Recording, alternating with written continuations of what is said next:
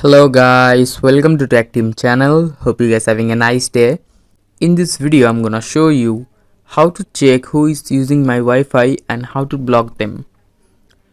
So for that we need to just use an app. Most router have an app of their own. You can just install the router from Play Store. So for that go to Play Store, and as my router is TP-Link, I'm gonna install it. In the top search bar search for TP-Link. And here you can see this app. I've already installed it. I'm gonna open it for you.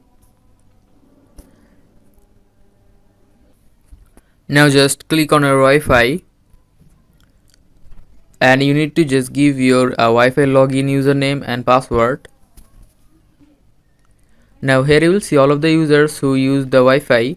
Now just click on a user like this one, and now if you want to block it, just click the bottom block, and by just that you can just block anyone who uses your Wi-Fi.